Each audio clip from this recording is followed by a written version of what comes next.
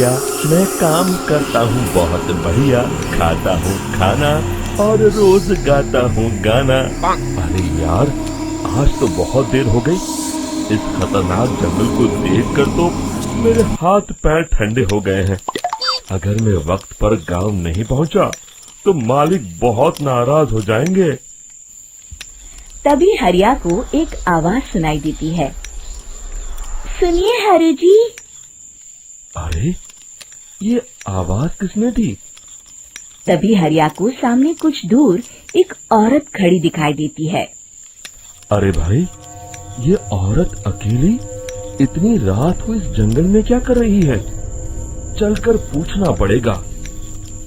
फिर हरिया अपनी बैलगाड़ी उस औरत के सामने लाकर रोक देता है और उससे पूछता है।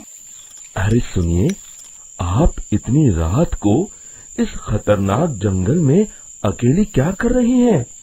तभी वो औरत मीठी आवाज में कहती है, अरे हरु जी, आप आ गए।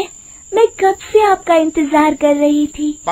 वैसे तो यहाँ से काफी लोग गुजर चुके हैं, लेकिन मैं खास आपका इंतजार कर रही थी। अच्छा, तुम सच कह रही हो? मुझे तो यकीन नहीं हो रहा है। वो क्या है ना, आज तक किसी ने मुझसे इतने प्यार से बात नहीं की। हाँ हाँ हरु जी, मैं सच कह रही हूँ। अब देर मत करिए और जल्दी से मुझे मेरे घर तक छोड़ दीजिए। हाँ हाँ, कौन सी बड़ी बात है, अभी छोड़ देता हूँ।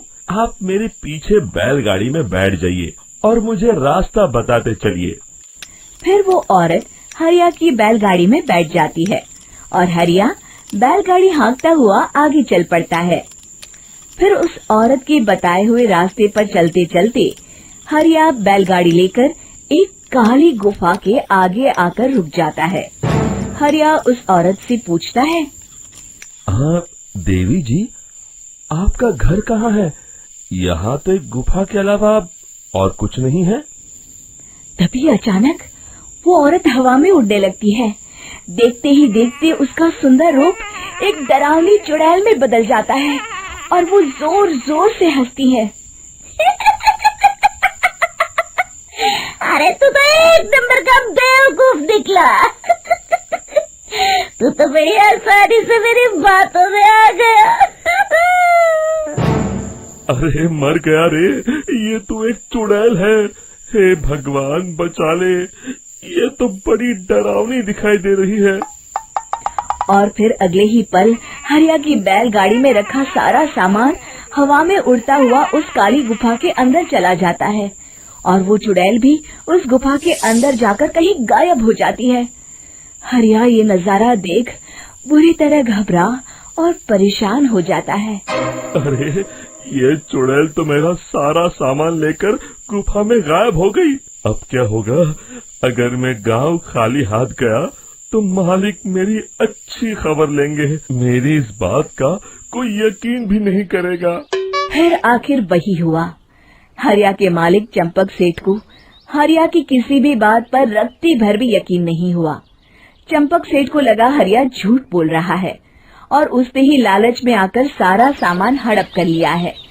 फिर हरिया को बेईमान समझकर चंपक सेठ उसे काम से निकाल देता है। अगले दिन अपनी दुकान में परेशान बैठा चंपक सेठ गुस्से में बड़बड़ाता है। अरे, दुकान में तो सामान बिल्कुल भी नहीं है। अब मुझे ही शहर जाकर सामान लाना होगा। फिर वो अपनी बैलगाड़ी लेकर शहर चला जाता है। शहर से सामान लेकर जब चंपक सेठ वापस गांव लौट रहा होता है, तभी उसे एक आवाज सुनाई देती है। चंपक जी, ओ चंपक जी। अरे, ये तो कोई मेरा नाम लेकर मुझे पुकार रहा है। फिर उस रास्ते में वही औरत खड़ी दिखाई देती है।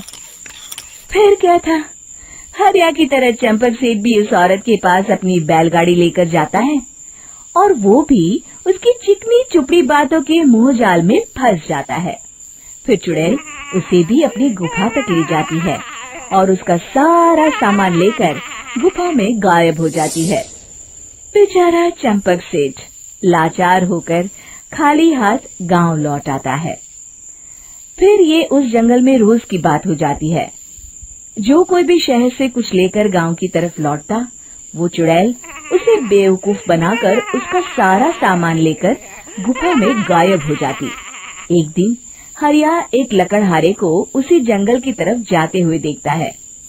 फिर हरिया उसे रोकते हुए कहता है, अरे भाई, क्यों अपनी मौत को दावत दे रहे हो?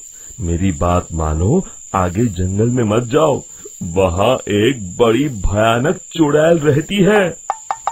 लकड़हारा हरिया की बातों को नजरअंदाज करते हुए कहता है, अरे भाई, मुझे पहले ही बहुत देर हो चुकी है, मुझे जाने दो भाई। शाम तक लकड़ियाँ काट कर शहर के बाजार में बेचना है। तुम अपनी ये कहानी किसी फुर्सत में बैठे इंसान को सुनाओ, मैं तो चला। इतना कहकर लकड़हारा वहाँ से आगे जंगल की तरफ चला जाता है। फिर अगले दिन गांव के मुखिया के घर के बाहर बहुत सारे लोग जमा हो जाते हैं। तभी हाथ में कुल्हाड़ी लिए खड़ा लकड़हारा कहता है, अरे मुखिया जी, अब आप ही हमें बचाइए उस जंगल वाली चुड़ैल से। हमारा सारा काम तो शहर से ही होता है। अरे मुखिया जी, उस चुड़ैल की वजह से तो मैं पूरी तरह बर्बाद हो गया हूँ। हम सबको मिलकर उस चुड़ैल का कोई इलाज करना पड़ेगा। तभी भीड़ में खड़ा वीरा कहता है, आप लोग चिंता मत करिए, कल से वो चुड़ैल किसी को नहीं लूट पाएगी। मेरे पास एक बहुत अच्छी तरकीब है। तभी चंपक सेठ उसका मजाक उड़ाते हुए कहता है, अरे तेरा नाम वीरा है तो क्या हुआ? तूने अभी उस चुड़ैल को देखा नहीं है? जाकर अपना काम कर, बड़ा आया।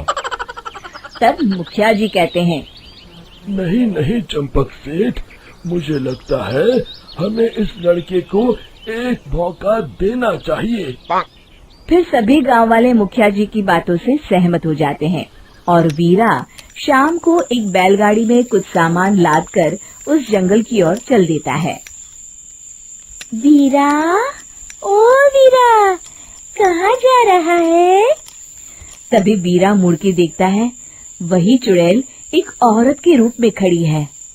अरे बहन जी, मैं आपको ही ढूंढ रहा था। देखिए, मैं आपके लिए क्या लाया हूँ। हैं?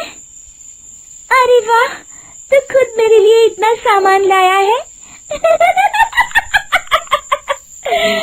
तू ही अकेला गांव में समझदार है।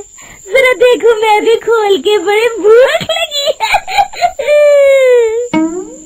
जैसे ही चुड़ैल उस सामान पर से कपड़ा हटाती है, एक भगवान शिव की तेज रोशनी उसके अंदर मूर्ति से निकलती है और चुड़ैल अपने असली रूप में आकर जलने लगती है। अरे मैं जल रही हूँ, बचाओ! बचाओ! ओम नमः शिवाय, मर गई मैं! देखते ही देखते वो चुड़ैल राख के साथ उड़ जाती है और सभी गांव वाले भी वहां जाते हैं। शिक्षा बुराई पे सदा अच्छाई की ही जीत होती है।